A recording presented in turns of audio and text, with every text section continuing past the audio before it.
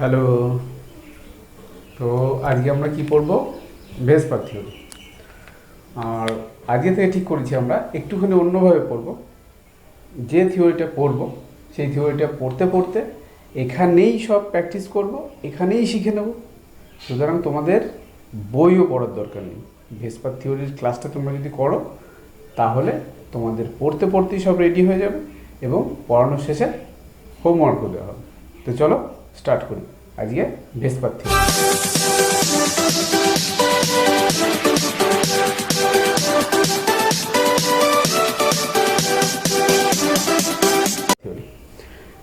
তো ফার্স্ট কথা, ভেসপার থিওরি কি কি করে, খায় না গায়ে মাখে, সেটাকে জানতে হবে যে ভেসপার থিওরি থেকে আমরা কি জানি। ভেসপার থিওরি থেকে আমরা যেটা জানতে পারি সেটা হচ্ছে সমযোজী অণুর গঠন, আর কিচ্ছু না। সমযোজী অণুর গঠন। তো ভেসপারের মোট 5টা সূত্র আছে, 4টে করতে হবে। 5 নম্বর সূত্রের কোনো অ্যাপ্লিকেশন নেই বা লাগবে না, ওটা 3 নম্বর সূত্র দিয়েই হয়ে যাবে। তো এই 4টে সূত্রকে জেনে আমরা কি করতে পারবো না, কোনো সমযোজী অণুর গঠন আমরা নির্ণয় করতে পারবো। তো দেখি কেমন করে আমরা গঠন নির্ণয় করি। নাম্বার 1 সূত্র, ভেসপারে বলা হয়েছে যে কোনো সমযোজী অণুর গঠন নির্ভর করে তার যোজ্যতা কক্ষে, মানে ভ্যালেন্সের যে সমস্ত ইলেকট্রন জোড়গুলো রয়েছে তাদের বিকর্ষণ বলের মানের উপর। মানে কি? ভ্যালেন্স শেল মানে বোঝো। ভ্যালেন্স শেল মানে হচ্ছে কোনো একটা পরমাণুর মনে করো অক্সিজেন বা নাইট্রোজেন, কটা ইলেকট্রন, কটা? 7টা। তো ভ্যালেন্স শেল মানে 2, ইলেকট্রন বিন্যাস যদি আমরা করি 2 আর 5। তো এই যে বাইরের যে কক্ষপথ, মানে যে কক্ষের ইলেকট্রনগুলো রাসায়নিক বন্ধনে অংশগ্রহণ করে সেটাকেই বলি আমরা ভ্যালেন্স শেল। তো ভ্যালেন্স শেলে কোনো একটা যৌগের কেন্দ্রীয় পরমাণুর ভ্যালেন্স শেলে যে সমস্ত ইলেকট্রন জোড়গুলো থাকবে তাদের বিকর্ষণ বলের মানের উপর ডিপেন্ড করবে কোনো একটা অণুর আকৃতি। তো যে কোনো একটা অণুর আকৃতি নিয়ে আগে আমরা জানব যে ইলেকট্রন পেয়ার বা ইলেকট্রন জোড় কত রকমের হয়। তো দেখো, একটা অণুর গঠন আমরা নিই, মনে করো NH3। NH3 একটা অণু। তো এখানে নাইট্রোজেনের সঙ্গে কটা হাইড্রোজেন যুক্ত আছে? 3টে, H H H। এবার নাইট্রোজেনের একটু আগে দেখালাম বাইরের কক্ষপথে কটা ইলেকট্রন, মোট 5টা ছিল। তো যে কোনো সমযোজী বন্ধনে নাইট্রোজেন কটা ইলেকট্রন দেবে? এখানে একটা, এখানে একটা, এখানে একটা, তাহলে 3টে গেল।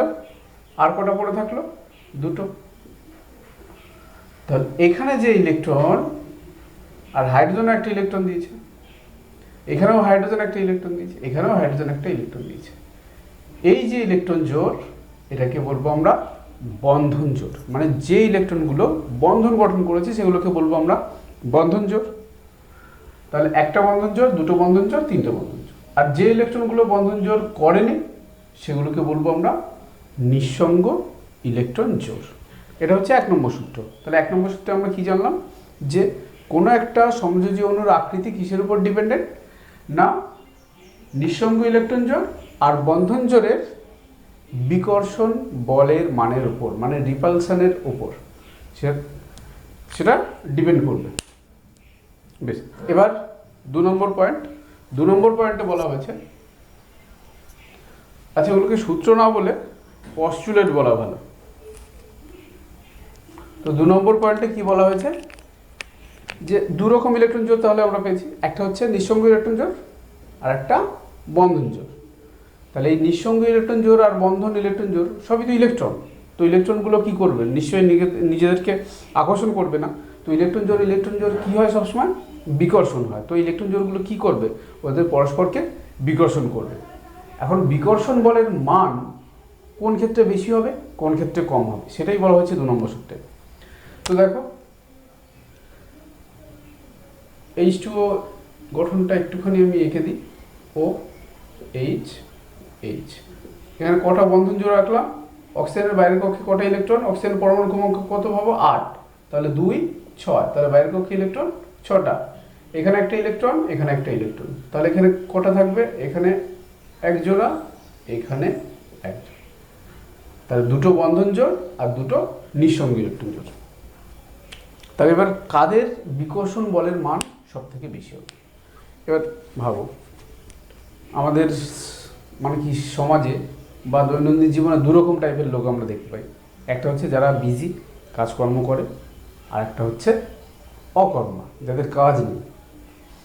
তাহলে যারা কাজে ব্যস্ত তারাও তো ঝগড়াঝাটি করে না, কিন্তু যারা অকর্মা যাদের খেয়ে দিয়ে কাজ নেই তাদের কাজই হলো লোকের সাথে ঝগড়া করা, যে কোনো উপায়ে একে তাকিয়ে দেওয়া, ওকে তাকিয়ে দেওয়া, এর সাথে ঝগড়া, ওর সাথে ঝগড়া।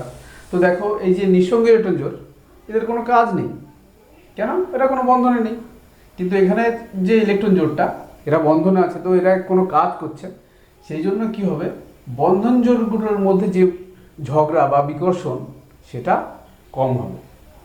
কিন্তু নিঃসঙ্গ ইলেকট্রন জোড়গুলোর মধ্যে ওদের তো খেয়ে দিয়ে কাজ নেই, সারাদিন একটাই কাজ, শুধু ঝগড়া করো এর সাথে ওর সাথে, তো এদের কি হবে, সেই জন্য বিকর্ষণ বলের মান অনেক বেশি হবে। তো বিকর্ষণ বলের মানটা কি কেমন করে যাবে, অর্ডারটা সব থেকে বেশি হবে লোন পেয়ার, মানে নিঃসঙ্গ ইলেকট্রন জোড় মানে লোন পেয়ার। তো লোন পেয়ার আমরা লিখবো এলপি, এই দেখো লিখেছি, এটা লিখে রেখেছি পরে কাজে সুবিধা হবে সেই জন্য, মানে তাড়াতাড়ি হবে সেই জন্য। তো সব থেকে বেশি বিকর্ষণ জোড় তাহলে বুঝতেই পারছো কাদের মধ্যে হবে, LP LP. Next LP BP, next BP BP. তো এটা 2 নম্বর সূত্র গেল। এবার 3 নম্বর সূত্র। 3 নম্বর সূত্রে যাওয়ার আগে আমরা আগে গঠনগুলো দেখে নেব। আমরা 2 নম্বর সূত্র পড়েই এই দুটোই হচ্ছে মেন সূত্র, এই দুটো থেকেই আমরা কিন্তু সমযোজী অণুর গঠন আমরা নির্ণয় করতে পারবো। তো ভেসপার একটা আমাদের ডাটা দিয়েছে, সেই ডাটা অনুযায়ী আমরা যে কোনো যৌগের গঠন আমরা নির্ণয় করতে পারবো। তো সেই গঠন আমরা এখন নির্ণয় করতে চলেছি। তো দেখো খুবই ইজি, তোমরা শুধু দেখো কিভাবে। প্রথম ফার্স্ট কাজ হবে আমাদের কোনো একটা সমযোজী অণুর সেন্ট্রাল অ্যাটম ডিটেক্ট করা। ফার্স্ট সেন্ট্রাল অ্যাটম ডিটেক্ট করা। 2 নম্বর কাজ সেন্ট্রাল অ্যাটমের বাইরের ইলেকট্রন জোড় বের করা। 3 নম্বর কাজ নিঃসঙ্গ ইলেকট্রন জোড় আর বন্ধন জোড়ের মান নির্ণয় করা। তো আগে আমরা দেখে নেব গঠন, কটা ইলেকট্রন জোড় থাকলে গঠন কেমন হবে সেটা আগে দেখে নেব, তারপরে মান নির্ণয় করাটা শিখব। নাকি আগে মান নির্ণয় করাটা শিখে নিই? আচ্ছা দেখো এলপি আর বিপি কী করে বের করতে হয়, লোন পেয়ার আর বন্ড পেয়ার কী করে বের করতে হয়। তো ইলেকট্রন জোড় এটা হাইব্রিডাইজেশনেও কাজে লাগবে এই সূত্র। তো নেক্সট আমাদের যে ক্লাস হবে সেটা হাইব্রিডাইজেশনের উপর। এইচ মানে হচ্ছে কেন্দ্রীয় পরমাণুর বাইরে টোটাল ইলেকট্রন জোড়। তো ইলেকট্রন জোড় আমরা বের করব, তাহলে ইলেকট্রন জোড় বের করতে গেলে আমাদের কী করতে হবে, কেন্দ্রীয় পরমাণুর বাইরের পক্ষে টোটাল ইলেকট্রন জোড়। তো ফার্স্ট আমরা মনে করো একটা যে কোনো যৌগ নিই, আরে বারবার NH3 কেন করছি, NH3। তো কী করব, কেন্দ্রীয় পরমাণুর বাইরের পক্ষের ইলেকট্রন, ফার্স্ট ভ্যালেন্স ইলেকট্রন কার, সেন্ট্রাল অ্যাটমের বাইরের কক্ষের ইলেকট্রন বা ভ্যালেন্স ইলেকট্রন। তারপরে প্লাস করব কি, পরমাণুর সংখ্যা। তাহলে একযোজী পরমাণু কি কি আছে, 2 রকমের একযোজী পরমাণু আছে, হাইড্রোজেন আর হ্যালোজেন, হাইড্রোজেন আর হ্যালোজেন। এছাড়া আর কোনো একযোজী পরমাণু নেই যারা সমযোজী বন্ধন করবে। সুতরাং শুধু এইগুলো থাকলেই কাউন্ট হবে। কে না, হাইড্রোজেন আর হ্যালোজেন। হ্যালোজেন মানে তো তোমরা জানো ক্লোরিন, ব্রোমিন, আয়োডিন। তো এগুলো থাকলেই শুধুমাত্র আমরা কাউন্ট করব। এছাড়া যদি অক্সিজেন, সালফার এগুলো কি সব দ্বিযোজী, তো ওগুলো থাকলে ওগুলো সংখ্যা কিন্তু কাউন্ট হবে না। তাহলে কি করব, first valence electron plus mono atomic sorry monovalence atom plus negative charge. Negative charge মানে কি, মনে করো NH4 NO3 minus. Negative charge মানে কি, মানে ওর কাছে একটা ইলেকট্রন এক্সট্রা, সেই জন্য প্লাস। আমরা কি করছি, বাইরের কক্ষে যে সমস্ত ইলেকট্রন আছে তার সংখ্যাটা কাউন্ট করছি। তাহলে ভ্যালেন্স ইলেকট্রন সঙ্গে কি করলাম, যে মোনোভ্যালেন্ট অ্যাটমগুলো রয়েছে বা একযোজী যে পরমাণুগুলো রয়েছে তাদের সংখ্যা আমরা কাউন্ট করলাম। কেন, কারণ এই যে NH3-তে এখানে হাইড্রোজেনও তো ইলেকট্রন দিয়েছে, তো এই ইলেকট্রনটাও তো বন্ধন জোড়ের মধ্যে, সেই জন্য হাইড্রোজেন ইলেকট্রনটাকেও আমরা কাউন্ট করব। তাহলে মোনোভ্যালেন্ট অ্যাটম কতগুলো আছে, যতগুলো থাকবে ততগুলি সেই ইলেকট্রন দেবে, সেই জন্য মোনোভ্যালেন্ট অ্যাটমের সংখ্যা। নেক্সট, যদি কোনো নেগেটিভ চার্জ থাকে তার মানে কি একটা ইলেকট্রন এসছে, তাহলে সেটাকে প্লাস করব। আর যদি কখনো পজিটিভ চার্জ থাকে NH4 প্লাস মনে করব, তার মানে কি এখান থেকে একটা ইলেকট্রন বেরিয়ে গেছে নাইট্রোজেন থেকে, তাহলে সেটাকে করব মাইনাস পি। তাহলে এটা একটুখানি লিখে নাও। ফার্স্ট কি, ভ্যালেন্স ইলেকট্রন মানে সেন্টার অ্যাটমের ভ্যালেন্স ইলেকট্রন, নাইট্রোজেনের ভ্যালেন্স ইলেকট্রন কত 5। তাহলে অ্যামোনিয়ার ক্ষেত্রে আমরা বের করে দিই, অ্যামোনিয়ার ক্ষেত্রে H এর মান কত হবে 5 প্লাস একযোজী পরমাণু কটা 3টে, কোনো প্লাস মাইনাস কিছু নেই, তাহলে 5 × 3 = 8 ডিভাইডেড বাই 2, না হলে তো ইলেকট্রন জোর বেরোবে না। তাহলে 8/2 কত হবে 4, তাহলে 4টে ইলেকট্রন জোর। এবার দেখো আমরা লোন পেয়ার কি করে বের করবো। তাহলে এই 4 কি বেরোলো, আমার bond pair plus lone pair, bond pair plus lone pair. তাহলে এখান থেকে আমার বন্ড পেয়ার কটা আর লোন পেয়ার কটা খুব ইজিলি আমরা বের করতে পারবো। যে কটা সেন্টার অ্যাটম বাদ দিয়ে যে কটা পরমাণু থাকবে সেটাই হচ্ছে আমার বন্ড পেয়ার। তো সেন্টার অ্যাটম বাদ দিয়ে কটা পরমাণু আছে 3টে, তাহলে 3টে বন্ড পেয়ার। তাহলে লোন পেয়ার কটা হবে একটা, ইজি। তো এবারই আমরা ক্যালকুলেশনটার দিকে যাব। তো এটা শিখতে পেরেছো সবাই, এটা ডিভাইডেড বাই 2, কেন আমরা ইলেকট্রন জোর বের করছি। দেখো একটা আরেকটা বের করে দিই, যদি বলে NO3 মাইনাস, এর H এর মান ক্যালকুলেশন করো, H = 1/2। নাইট্রোজেনের কটা ইলেকট্রন এইমাত্র হলো 5টা। একযোজী পরমাণু কেউ আছে, এ তো অক্সিজেন, দ্বিযোজী, একযোজী পরমাণু কেউ নেই, তাহলে এটা কাউন্ট করবো না। নেগেটিভ চার্জ মানে +1, তাহলে 6/2 3, তাহলে H এর মান 3। তাহলে বন্ড পেয়ার কটা হবে, কটা আছে সেন্টার অ্যাটম বাদ দিয়ে কটা অক্সিজেন পরমাণু 3টে, তাহলে বন্ড পেয়ার 3টে। তাহলে লোন পেয়ার কত হবে, অবশ্যই 0, কেন এটির মান তো 3 বেরিয়েছে, এটা কি LP প্লাস BP, মানে নিঃসঙ্গ ইলেকট্রন জোড় আর বন্ধন জোড়ের মোট সংখ্যা যদি 3 হয় আর বন্ধন জোড় যদি 3 হয় তাহলে LP তো 0 হবে, স্বাভাবিক ব্যাপার। এবার আমরা জানবো এই ছক, যে ছক আমি করে রেখেছি আগে থেকে, কি কি লেখা আছে দেখো ছকে। ফার্স্ট হচ্ছে নাম্বার অফ ইলেকট্রন পেয়ার, মানে H এর যে মানটা সেটা এখানে বসাবো। তারপরে বন্ধন জোড়, নিঃসঙ্গ ইলেকট্রন জোড়, অ্যারেঞ্জমেন্ট অফ ইলেকট্রনস মানে ইলেকট্রনগুলো ত্রিমাত্রিক দিকে বা বন্ধনগুলো ত্রিমাত্রিক দিকে কিভাবে বিন্যস্ত হয়েছে, আর শেপ মানে তার গঠনটা কেমন হবে। তো চলো স্টার্ট করি, খুব ইজি, পড়তে পড়তেই আমরা সব শিখে নেব। তাহলে নাম্বার অফ ইলেকট্রন পেয়ার দেখো, এবার যদি সেন্টার অ্যাটমের সঙ্গে একটা কথা বলি, সেন্টার অ্যাটমের সঙ্গে মনে করো H আর Cl, কে সেন্টার অ্যাটম কিছু বোঝাই যাবে না, কেন আমার সেন্টারই তো নেই, দুটোর মধ্যে কি করে সেন্টার হবে। তো ধরলাম Cl সেন্টার অ্যাটম, তো H-কে আমি যেদিকেই রাখি ওর শেপ তো সেই সবসময় স্ট্রেট লাইনই হবে, কোনো শেপ হবে না। তো আমরা স্টার্ট করবো কোথা থেকে না, সেন্টার অ্যাটমের সঙ্গে মিনিমাম যখন দুটো অ্যাটম যুক্ত থাকবে সেখান থেকে আমরা স্টার্ট করব। তো নাম্বার অফ ইলেকট্রন পেয়ার মনে করো, তাহলে একটা হলে হবে না, 2, তার মধ্যে দুটোই বন্ধন জোড়, লোন পেয়ার 0। তাহলে এইবার দেখো এবার থেকে স্টার্ট হলো আমাদের শেপটা আমরা নিজেরাই বুঝতে পারবো এবং বন্ধন কোণের মানটাও আমরা নিজেরাই বুঝতে পারবো। এখান থেকে দুটো জিনিস আছে, যে একটা শেপ করতে দেয়, ভেসপার তত্ত্ব অনুযায়ী এর শেপ দাও বা তার বন্ধন কোণের মান বলো।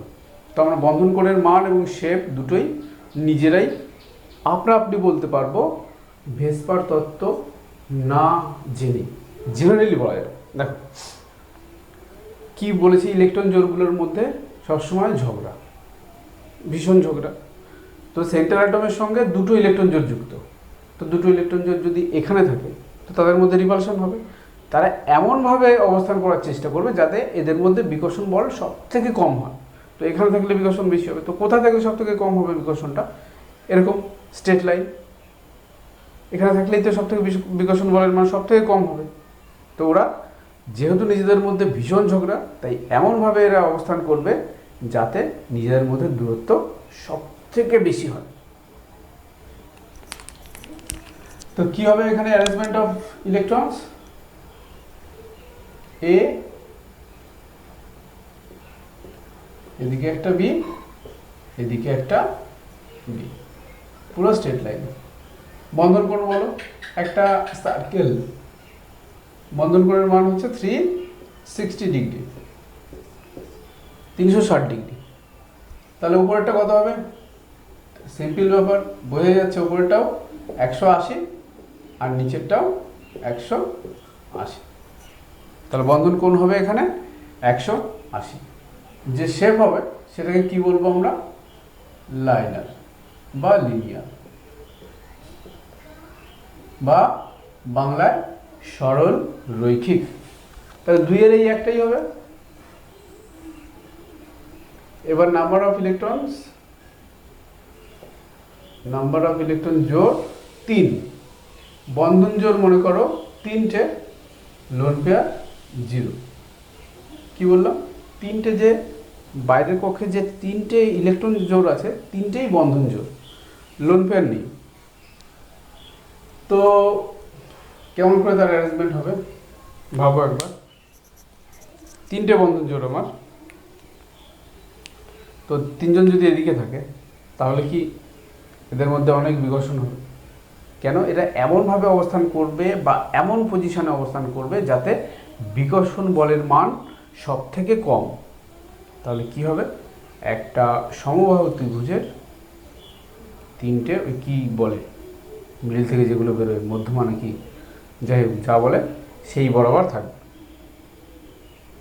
ঠিক আছে?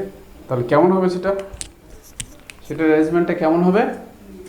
এরকম, পিটা আপাতত বাদ দাও, এরকম অ্যারেঞ্জমেন্ট হবে। ঠিক আছে? তো কেমন আমরা দেখি অ্যারেঞ্জমেন্টের স্ট্রাকচারটা একটু আঁকি। এ, এদিকে বি, এদিকে বি, এদিকে বি। তাহলে দেখো এবারও আমরা বন্ড অ্যাঙ্গেলের মান নির্ণয় করতে পারবো। কি করে বন্ড অ্যাঙ্গেল নির্ণয় করবো? দেখো, সার্কেল করে দাও, সমান 3টে ভাগ। তা 360কে কত দিয়ে এবার ভাগ করব? 3 দিয়ে। তো প্রতি ভাগে কতটা পড়বে? 120, 120 ডিগ্রি। তাহলে শেপ কি হবে? ত্রিকোণীয় সমতলীয় বা ট্রাইগোনাল প্ল্যানার, ট্রাইগোনাল প্ল্যানার বা ত্রিকোণীয় সমতলীয়।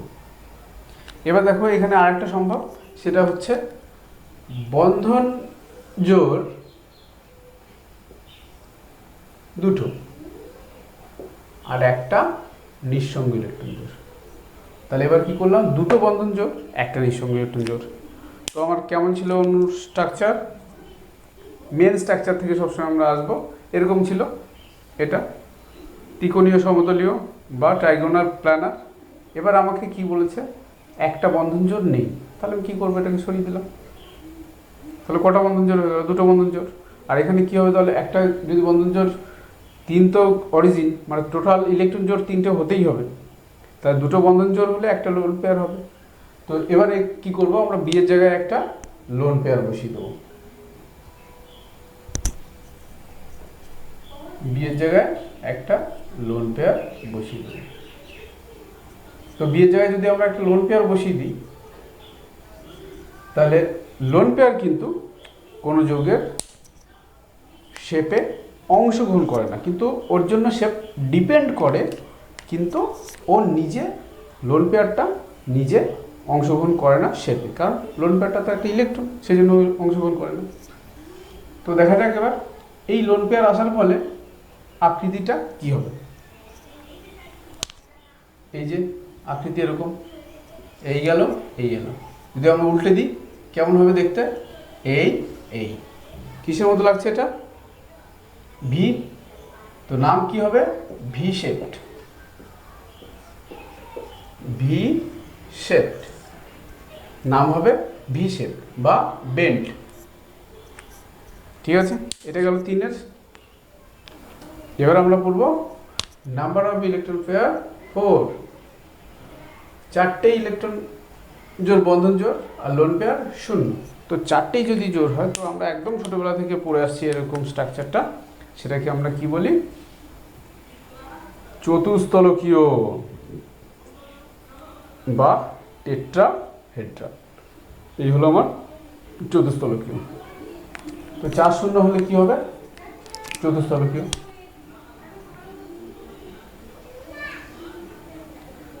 তো অ্যারেঞ্জমেন্ট কেমন হবে, এখানে এ, ওপরে একটা বি, বি বি, এখানে একটা বি। তাহলে এটা হচ্ছে আমার টেট্রাহেড্রাল মডেল। শেপটা কি বলবো, বলেই দিলাম এতক্ষণ, টেট্রাহেড্রাল,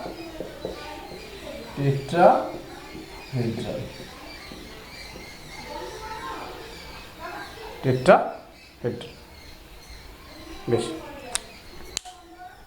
এবার আমরা পরেরটা আসবো, সেটা হচ্ছে 3-1। 3-1 মানে সেই NH3। তো 3-1 কেমন হবে, কি করব, একটা ইলেকট্রন জোড়কে তুলে দেবো, মানে একটা বন্ধন জোড়কে তুলে সেখানে একটা নিঃসঙ্গী ইলেকট্রন জোড় বসিয়ে দেবো। এই বাবু কেমন ছিল আমার স্ট্রাকচার, এরকম 3টে ছিল, ওপরে একটা, তো এটাকে তুলে দিলাম, একটা ইলেকট্রন জোড় হয়ে গেল। তাহলে কেমন হলো এটা দেখতে, সেই মিশরের কী জন্য নাম, পিরামিড। পিরামিডের মতো হয়েছে, যদিও আমি ধরতে পারিনি পিরামিডের মতো, কিন্তু এটা পিরামিড শেপ, সেই জন্য এর নাম দেওয়া হয়েছে পিরামিডাল। তো যখন 3 হবে তখন শেপটা এরকম হবে, বা অ্যারেঞ্জমেন্ট অফ ইলেকট্রনটা এরকম হবে, আর শেপের নাম কি হবে, পিরামিডাল।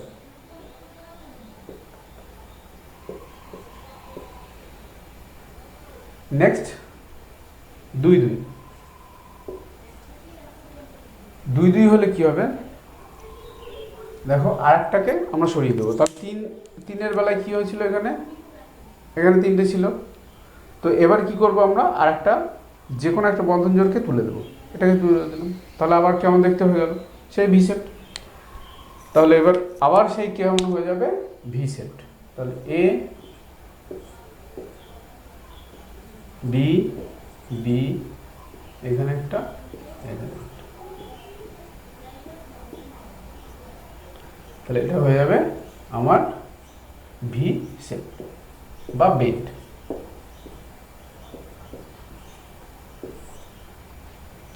তাহলে 4 পর্যন্ত একবার মনে করো, এটা মুছতে মুছতে 4 পর্যন্ত একবার মনে করো। 2-0 কি ছিল, 2-0 কেমন ছিল, লিনিয়ার বা লাইনার। তারপর 3-0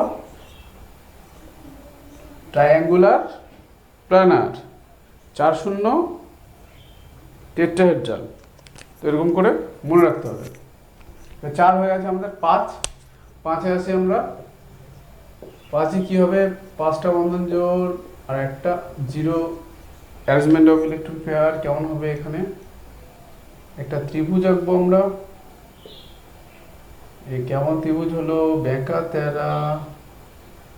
তো মধ্যে আমরা কি করব, এ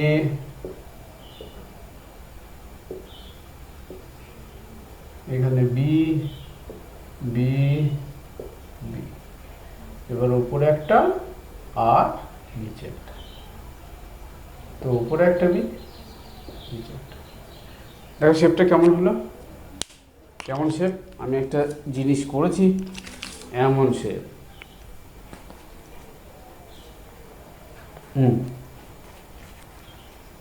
একটা ত্রিভুজ, একটা প্লেনে তিনটে সিএল, যদি পিসিএল 5 করি একটা প্লেনের মধ্যে তিনটে সিএল হবে, ওপরে একটা আর নিচে একটা, ওপরেরটা আর নিচেরটা কিন্তু এর উপর লম্ব হবে।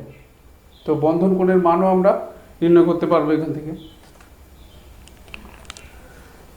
তো ওপর আর নিচের যে দুটো থাকে সেই দুটোকে বলি আমরা অ্যাক্সিয়াল। কি বলি? অ্যাক্সিয়াল, অ্যাক্সিস বরাবর থাকে বলে এগুলোকে বলি আমরা অ্যাক্সিয়াল। এই বি দুটোকে বলা হবে অ্যাক্সিয়াল, আর এটাকে বলা হবে ইকুইটোরিয়াল। ঠিক আছে?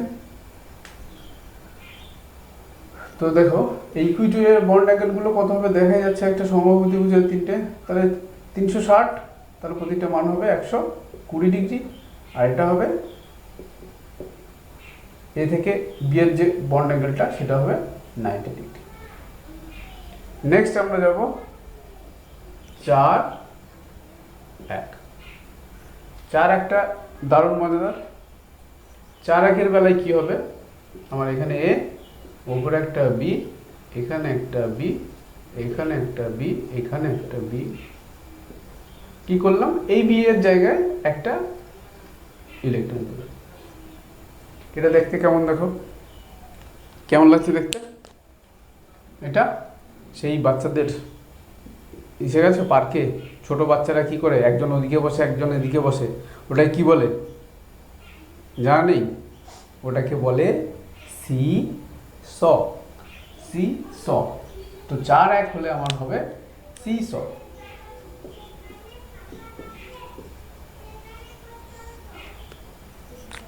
তো 4-1 হলে আমাদের যে অ্যারেঞ্জমেন্ট আসবে সেটা হচ্ছে সি স, সেটাকে বলবো। বেশ, 4-1 হয়ে গেল। এবার 3-2। 3-2 হলে কি হবে, আরেকটা তুলে দাও, এ বি বি, এদিকে একটা বি, এখানে একটা লোন পেয়ার, এখানে একটা লোন পেয়ার। দেখো গঠনগুলো আঁকা কিন্তু খুব সহজ। আমার ফার্স্ট কি করব, 5-0টা মনে রাখবো, 5-0 থেকে এখানে একটা লোন পেয়ার দিলাম, তারপরে কি করলাম, আরেকটা লোন পেয়ার এখানে দিলাম। এবার দুটো লোন পেয়ার যেহেতু এখানে বসাবো, তো এই বি দুটো তো কাছে হয়ে যাবে, সঙ্গে সঙ্গে বিটা কী হবে, সরে এমন জায়গায় আসবে যেখানে ওর বিকর্ষণ বলের মান সব থেকে কম হবে। এটাই হচ্ছে মেন গঠনের থিওরি।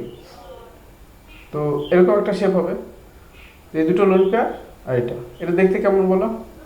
এটাকে যদি এরকম লিখি, এরকম, এটা যদি উল্টে দিই, এটাকে যদি উল্টে দিই তাহলে কি হবে, টি শেপড। টি শেপড মানে টি এর মতো দেখতে। এবার নেক্সট 2-3, তাহলে কি করব, এই যে বি, এই বি এর জায়গাও একটা লোন পেয়ার, তাহলে কি হলো, AB2। শেপটা কি হবে তাহলে এটা? এবার দেখো সরলরৈখিক হয়েছে, সরলরৈখিক বা লাইনার। তাহলে এই গেল আমার 5। নেক্সট আমরা যাব 6-এ। তো 5-এর 5টা মনে করো একবার, 5-এর কটা হচ্ছে 4টে। 5-0 হলে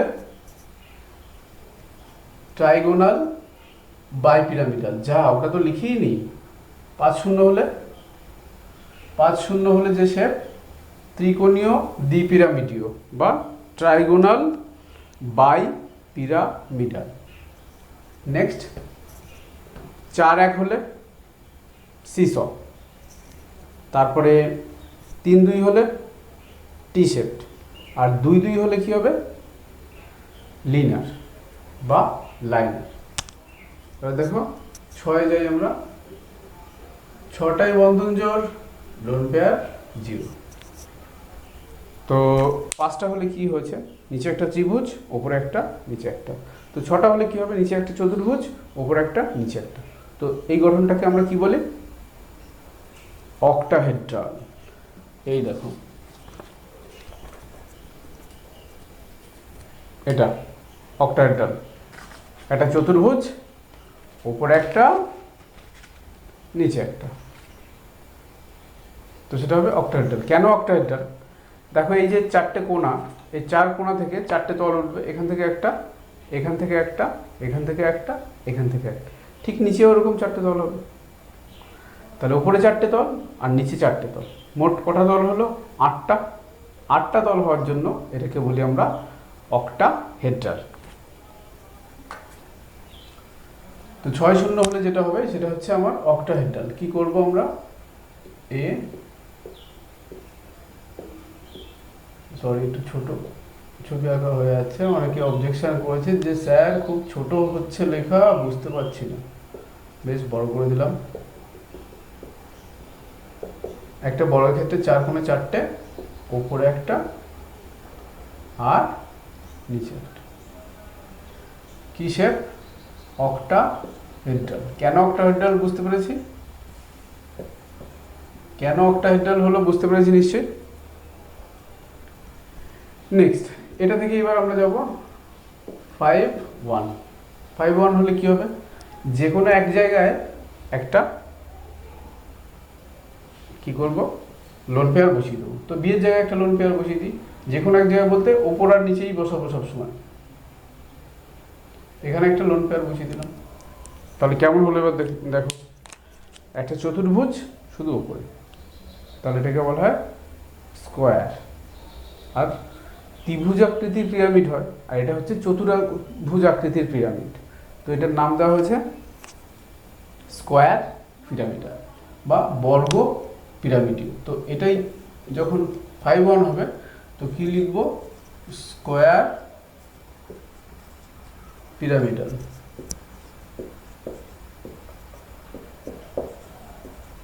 বা বর্গ পিরামিডীয়। নেক্সট এটাও খুব ইজি, সেটা হচ্ছে 4-2। তাহলে কি করব, ওপরেও একটা লোন পেয়ার করে দেবো, এই জায়গাতেও একটা লোন পেয়ার। তাহলে দেখো কি হয়েছে, লোন পেয়ারগুলো তো শেপ হবে না লোন পেয়ারের জন্য, তার নিচে যেটা আছে সেটার জন্য শেপ হবে। তো এর শেপের মানটা কি হবে, কি নাম দেব শেপটাকে, সেটা আমরা একটা চতুর্ভুজের 4 কোণে 4টে, সেটা একটা প্লেনের উপর, সেটার নাম হচ্ছে স্কোয়ার প্ল্যানার বা বর্গ সমতলীয়, স্কোয়ার প্ল্যানার, স্কোয়ার প্ল্যানার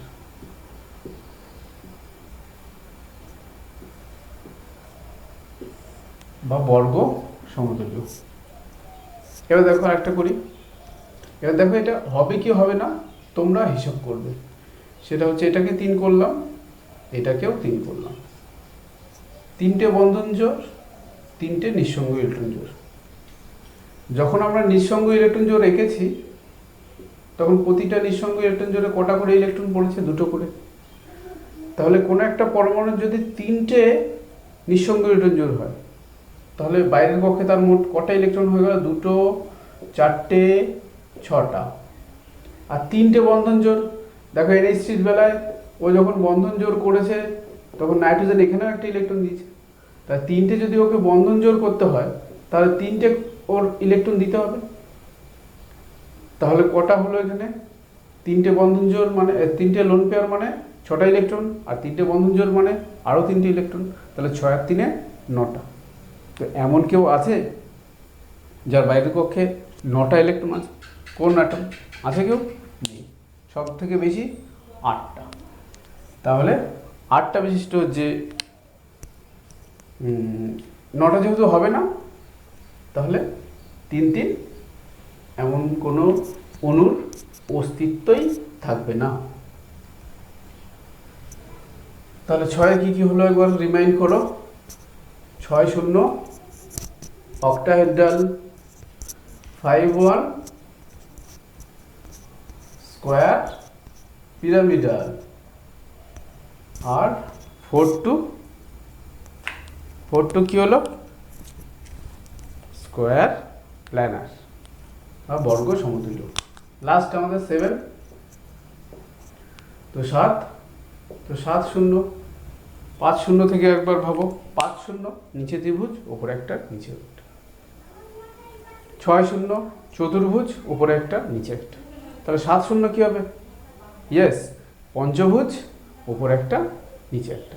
ত্রিভুজ থাকলে আমরা বলি ট্রাইগোনাল বাইপিরামিডাল, আর পঞ্চভুজ থাকলে বলবো পেন্টাগোনাল বাইপিরামিডাল। শুধু চতুর্ভুজটার নাম অষ্টদলীয় দেওয়া হয়েছে বা অক্টাহেড্রাল দেওয়া হয়েছে, কিন্তু এই দুটোর নাম একদম সেম আছে। ত্রিভুজটা ট্রাইগোনাল বাইপিরামিডাল, বাই কেন, ওপরে একটা পিরামিড, ওপরে একটা পিরামিড উঠছে, নিচে একটা পিরামিড উঠছে, সেই জন্য ট্রাইগোনাল বাইপিরামিডাল। আর এটার ক্ষেত্রে কি নাম হবে, পেন্টাগোনাল বাইপিরামিডাল। তো অ্যারেঞ্জমেন্ট কেমন হবে, আমরা একটা পেন্টাগন এঁকে নিই,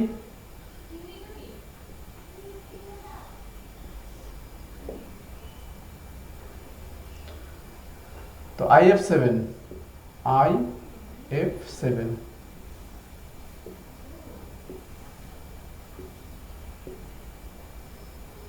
ওপরে একটা নিচে একটা, তো সব ফ্লুরিন করে দাও, fluorine fluorine fluorine fluorine fluorine, এখানে একটা ফ্লুরিন। তো বন্ধন কোণ কত হবে, এই যে টোটাল 360 ডিগ্রি, তাহলে 360 ডিভাইডেড বাই 5, তাহলে এই বন্ধন কোণগুলোর মান কত হবে, 72। আর এটা তো লম্ব হবে, তাহলে ওটার মান তো 90 ডিগ্রি হবেই। এবার লাস্ট আরেকটা আছে, সেটা হচ্ছে, সেটা কিন্তু বইতে দেওয়া নেই, সেটা 6 1, তো এটা বইতে দেওয়া নেই, কিন্তু এর গঠনটা তোমাদের জানতে হবে। এর গঠন জানা গেছে, কেমন জানা গেছে এর গঠন, না 6 1 যেই মাত্র হয়ে যাবে, তখন কোনো কোনো জায়গা আছে একটা ফ্লুরিন সরিয়ে এখানে একটা ইলেকট্রন জোড় দিয়ে দিতে পারি, কিন্তু এর আধুনিক গঠনটা কেমন,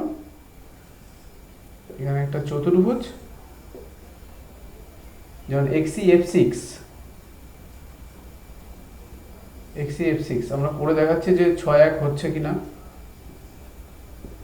F F F F F F, আর এখানে দেব একটা নিঃসঙ্গ ইলেকট্রন জোড়, নাম হবে বিকৃত অষ্টদলীয় বা ডিস্টর্টেড অক্টাহেড্রাল, ডিস্টর্টেড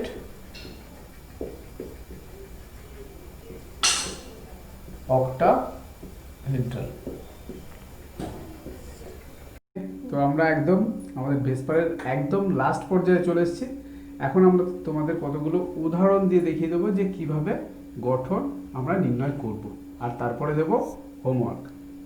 দেখো, তো ফার্স্ট আমরা CO2 বলবো, CO2 এর গঠন কেমন, তো CO2 কী করবো, আমরা H এর মান বের করবো, H = 1/2, কার্বনের বাইরের কক্ষের ইলেকট্রন 4 প্লাস এক যদি নেই 0, তো 4/2 2, তো BP কটা, বন্ড পেয়ার 2টো, তাহলে লোন পেয়ার কটা, 0, তাহলে গঠন কেমন হবে, liner, C double bond O double bond O।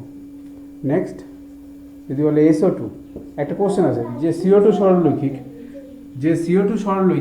কিন্তু SO2 সরলরৈখিক নয় কেন, সেটা এক্ষুনি বুঝতে পারবো আমরা। H = 1/2, সালফার কটা ইলেকট্রন,